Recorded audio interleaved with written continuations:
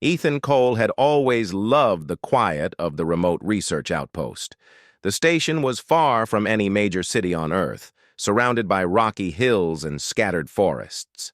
Most of the time, it was just him and the data collection drones that floated above the fields. He liked it that way. There were no crowds, no rush, and he could focus on studying alien plants and microbes collected from exploratory missions. Life was simple, predictable, and safe. That was, until the day the sky cracked open with fire. The alarm rang before he even saw the flames. Red lights pulsed through the corridors of the outpost as a warning signal echoed. Ethan dropped his notebook and sprinted toward the observation deck.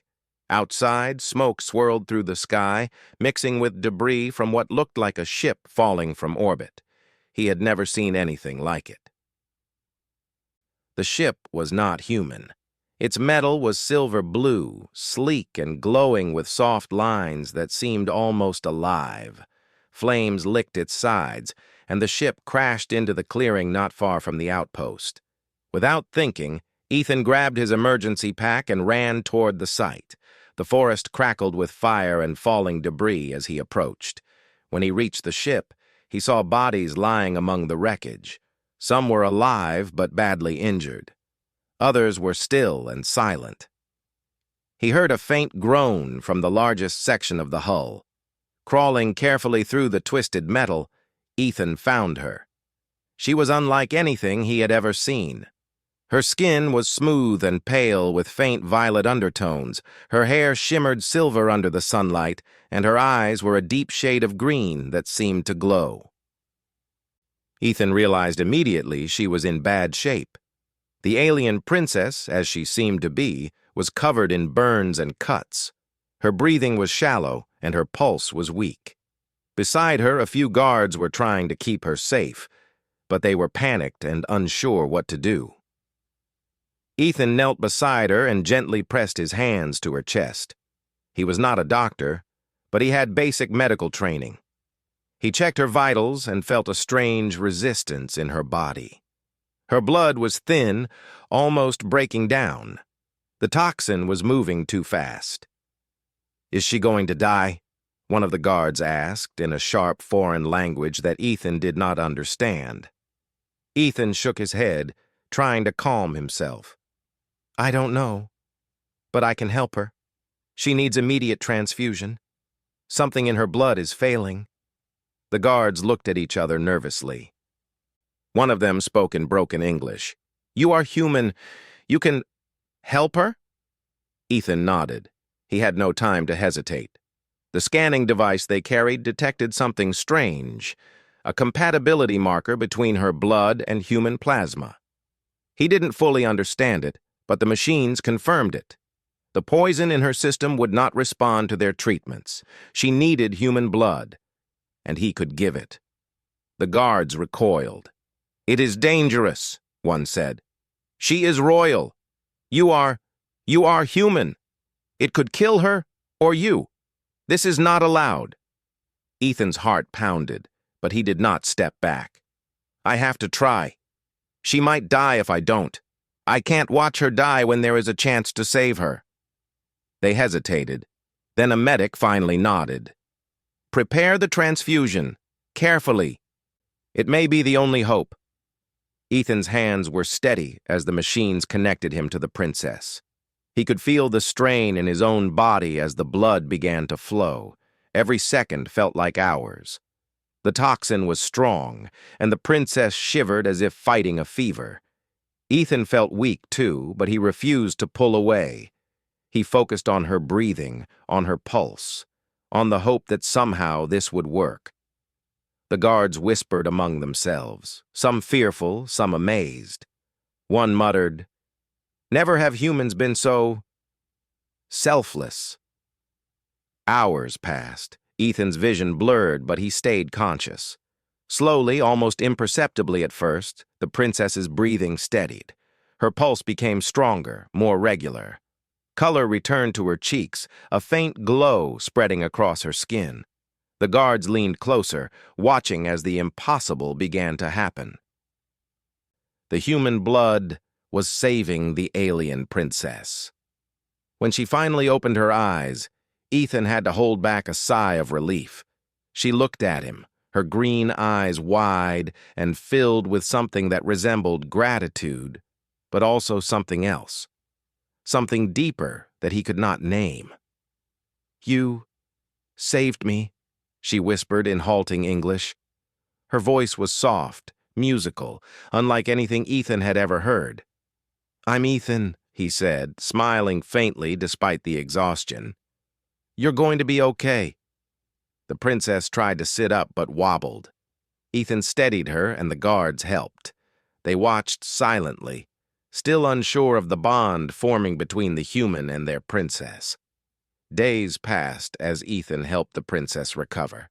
He showed her how to walk again, how to move without hurting her weakened body. She was cautious, fragile, but determined.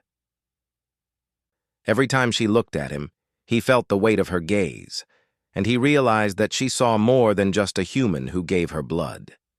She saw someone who had risked his life without expecting anything in return. The guards began to treat him differently. At first, they were wary, unsure of how to act around a human in their presence. Slowly, respect grew. Some even smiled at him secretly when he passed by.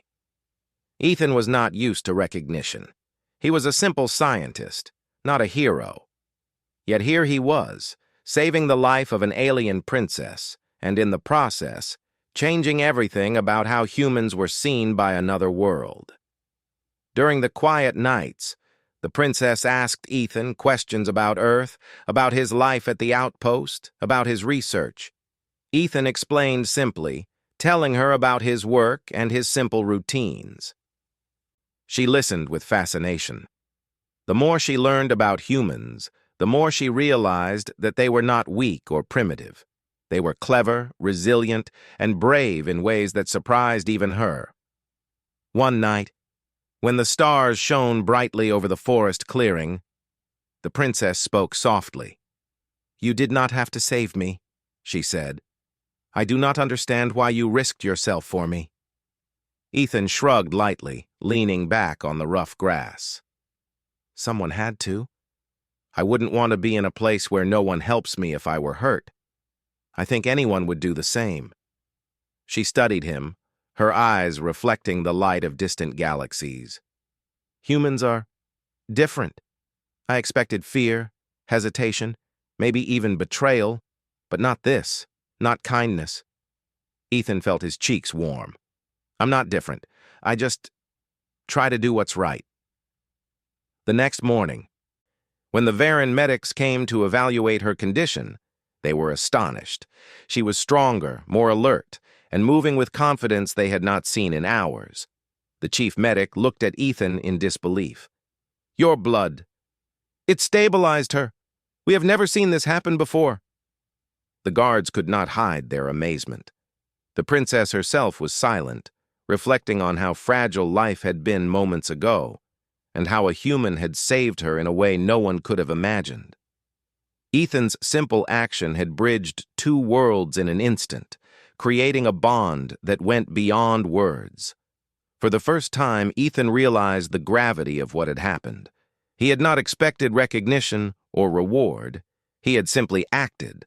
But now, looking at the recovering princess, he saw the beginnings of something far greater. He had changed her life. Perhaps he had even changed the way the Varan Empire would see humans forever. That night, as the two sat quietly near the wreckage, the princess reached out her hand. Ethan hesitated for a moment, then took it. It was a small gesture, simple, but it carried meaning that neither fully understood yet. They had both survived something incredible, and somehow, they both knew that this was only the beginning. Outside, the fire from the crash had mostly died, leaving charred trees and blackened earth. But a new light shone in the clearing, hope, friendship, and the spark of trust between two very different worlds. Ethan and the princess did not yet know what challenges lay ahead, but for the first time, they felt that together they could face anything, and deep in the forest, The stars above watched quietly, as if acknowledging the strange and powerful bond that had just been formed, a bond no one had expected, but one that might change the fate of more than just two lives. The day after the transfusion, the forest was quiet. Ethan walked carefully beside Princess Lyra, helping her along the rough paths of the clearing near the crash site. She moved slowly, but each step was stronger than the day before. The sun reflected off her silver hair, making it shimmer like a halo. The air smelled of ash, smoke, and fresh rain that had fallen overnight. Birds chirped cautiously, as if unsure of the humans and aliens walking among the trees.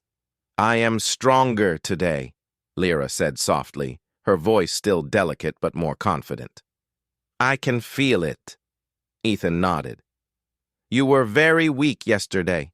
Your body is still healing, but you will get stronger fast." She smiled faintly. Her green eyes looked at him with a mixture of curiosity and something else, something he could not name. "Your blood, it saved me. I owe you my life, but I do not understand why you did it. Humans are not supposed to risk themselves for strangers." Ethan shook his head. "I am not special. I just did what I thought was right. I wouldn't want to die alone, and I couldn't let you die alone either." The princess looked down at the ground. "Your people. They are different, perhaps stronger than we thought, and braver. I expected humans to fear us, or to try to take advantage. But you were not afraid. You only helped." Ethan shrugged, looking at the sky. "We help when we can. That's how life works. That's how I was raised." For a moment, they walked in silence. The forest around them was peaceful now, but the memory of the crash was still fresh. Pieces of the alien ship lay scattered in the clearing, burned and twisted. Smoke rose from a small fire that still burned among the wreckage. The Varen guards patrolled nearby, keeping watch over the princess. Ethan noticed their wary glances whenever he approached. They did not understand him. He was human, and he had done something no human was expected to do. Later, inside a makeshift medical tent, Ethan watched as Lyra examined her body. She was stronger now, able to lift her arms without trembling. The Varen medics observed closely, still unsure how to react to a human who had saved a royal. "You are remarkable," one guard said quietly to another. "No human has ever done this before." Ethan heard this, but did not respond. He was focused on making sure the princess rested properly. He brought her water, helped her eat small portions, and ensured she stayed comfortable. She asked questions about Earth, about the food he ate, the way humans lived, and the devices he used in his research. Ethan answered simply, explaining everything without exaggeration. "Your world, it is different," she said one afternoon, her green eyes wide. "I expected humans to be weak, to be afraid of us. But you are not afraid. You are strong." Ethan laughed softly. "I don't know about that. I just do what I think is right. That's all anyone can do." The days passed slowly, but each day Lyra grew stronger. She walked longer distances, began to understand the human devices Ethan used for research, and even smiled more freely. The bond between them deepened, though neither fully understood it. Lyra's guards still watched closely, but they began to relax when they saw how Ethan treated her with respect and care. One evening, after the sun had set, Ethan and Lyra sat near the wreckage, staring at the stars. The crash site was quiet, and the fire had mostly gone out. Smoke rose gently from the ashes, curling toward the night sky. "You do not know what you have done," Lyra said softly. "You have changed more than my life. You have changed how my people will see humans. They will not forget this." Ethan shrugged. "I did not think about that. I just helped. That is all. But it is more than that. she said. "It is brave and kind. Not all humans are like you. Perhaps now they will see that humans can be trusted, that humans can be strong allies." Ethan looked at her, feeling the weight of her words. He had never expected recognition or reward. He had not thought about changing the view of an entire alien species. He had only acted to save a life. The next morning, the Varan commander arrived with messages from their empire. The princess was needed back on her home planet. Officials would arrive to escort her, and they expected Ethan to meet them. Ethan followed the princess to the landing area. As they walked, she looked at him, her expression serious. "They will want to know what happened," she said. "They will want to meet you. They will not understand why you risked yourself, but they will respect you. That is certain." When the Varan shuttle landed, noble officials and commanders stepped out, their faces formal and curious. They were tall, regal, and heavily armored. The princess introduced Ethan to them. "This is Ethan Cole," she said simply. "He saved my life. He risked everything to help me." The officials looked at him closely, some with suspicion, some with surprise. One spoke. "A human saved the princess?" "Yes," Lyra said firmly. "He gave his blood to save me. Without him, I would be dead." The lead official studied Ethan with a mixture of curiosity and disbelief. "This is highly unusual. Humans have never acted in such a way. Why did you do this?" Ethan answered honestly. "I saw someone in danger. I helped. That is all." The officials exchanged glances. They were impressed, but also cautious. A human who could save a royal could not be ignored. Some saw opportunity, some saw risk. The princess stepped closer to Ethan. "He is to be honored," she said firmly. "And he will be allowed to visit our world. I will not accept refusal." The officials looked at each other, then nodded. "Very well," the lead official said. "The human will be granted permission to accompany the princess. We will make the necessary arrangements." Ethan was surprised. He had not expected this. He was just a simple researcher, not a diplomat or hero. Yet here he was, standing in front of alien nobles who were now treating him with respect. Over the next days, preparations were made. Supplies were loaded onto the shuttle, the princess's injuries were carefully checked, and Ethan was briefed on basic protocols for traveling with the Varan. The guards, who had been wary of him at first, now nodded in respect, acknowledging that he had proven himself. During the wait, Ethan and Lyra spent time together. They walked among the forest paths, examined the remains of the crash site, and talked quietly about their lives. She asked him about Earth, about his childhood, and about the small joys of his life. Ethan shared simple stories of hiking in the forests, studying plants, and observing animals. "You live a quiet life," Lyra said, "but you are capable of great courage. I do not understand it. Humans seem small compared to us, yet you are brave." Ethan smiled softly. "Maybe bravery is not about size. Maybe it is about doing what you know is right, even when it is scary." She nodded slowly, thinking about his words. "Perhaps. I will remember this, always." The day of departure finally arrived. The shuttle was ready, and the princess was fully recovered. Ethan felt a mix of excitement and nervousness. He was going to leave Earth for the first time, traveling to an alien world he barely understood. As they boarded the shuttle, the princess turned to him. "Thank you," she said simply. "You saved my life. And now, you will see our world. You will understand how humans and Varans can be allies." Ethan nodded, unsure of what to say. He had only acted to save her. He had not expected to travel across the stars or to witness the power of an alien empire. Yet here he was, about to experience something no human had ever seen before. As the shuttle lifted off, the forest below became smaller and smaller. Ethan looked at Lyra, who watched the horizon with quiet determination. The stars stretched out before them, endless and bright, full of possibilities. He felt a sense of wonder and fear, but also hope. For the first time, Ethan realized that one small act of courage, the gift of his blood, had created something far larger than himself. He had saved a life, and in doing so, he had opened a door to a new future. And though neither of them knew what challenges awaited on the princess's world, both Ethan and Lyra understood that they were no longer alone. Together, they could face whatever lay ahead, and perhaps change the destiny of two very different worlds. The shuttle soared into the blackness of space, carrying a human and a princess bound by courage, trust, and a shared experience no one could forget.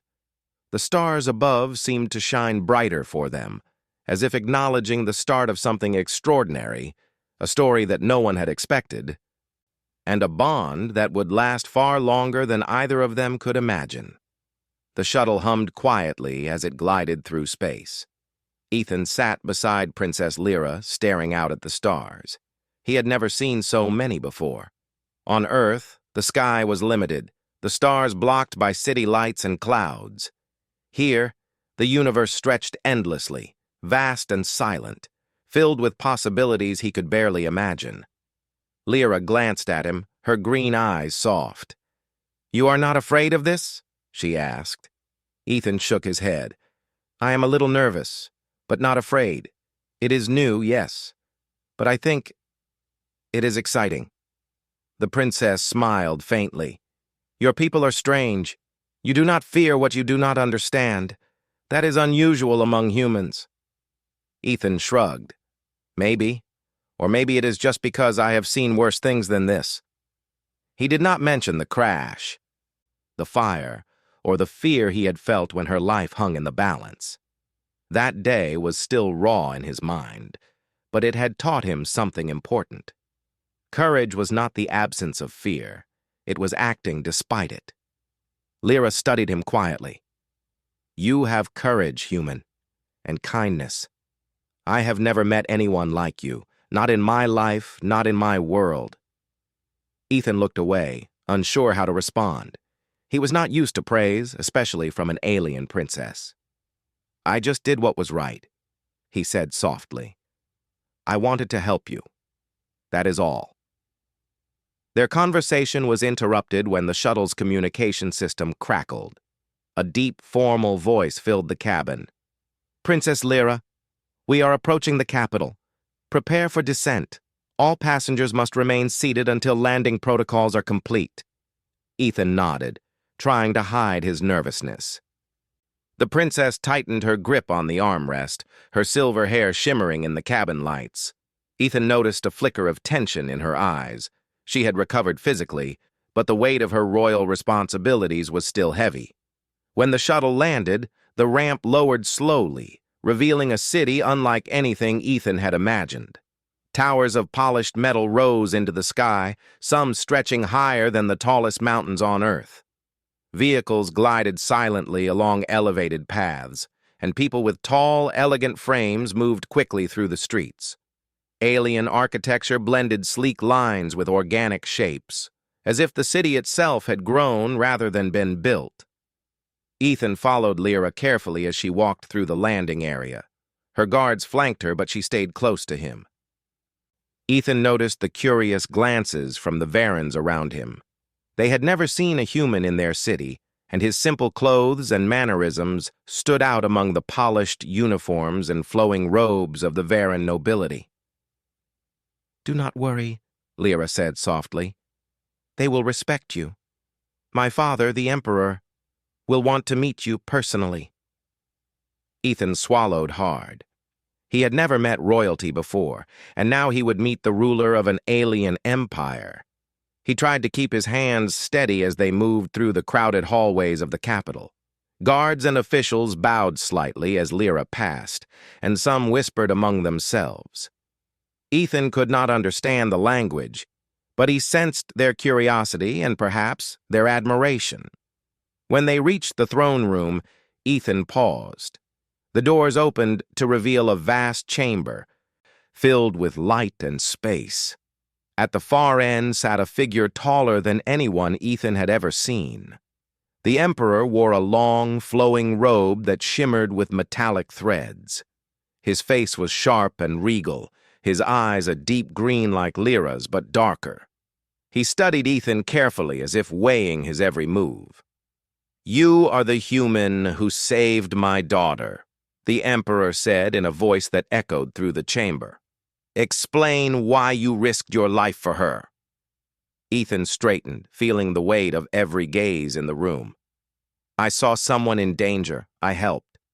That is all," he said simply. The Emperor studied him for a long moment. Then he nodded slowly. "Few humans would do this. You have shown courage, and more importantly, compassion. This is rare among your kind. You will be honored in our records, and you will be allowed to stay in the capital as a guest of the royal family." Ethan blinked in surprise. He had not expected reward, let alone recognition. He was just a simple researcher, not a hero or diplomat. Yet here he was, standing in the throne room of an alien empire, being honored for an act he had done without thought. Princess Lyra smiled at him, relief and pride in her eyes. "See? You are respected here. They will treat you well. You have earned a place in our history." Over the next few days, Ethan adjusted to life in the Varan capital. He learned the rules of the court, the proper way to speak to nobles, and the basic customs he would need to navigate. He also spent time with Lyra, walking through gardens and observing the strange animals that moved gracefully among the fountains. She showed him the libraries, filled with knowledge of the stars and planets, and he shared stories of Earth in return. One afternoon, as they walked along a balcony overlooking the city, Lyra spoke softly. "You have changed something important, Ethan.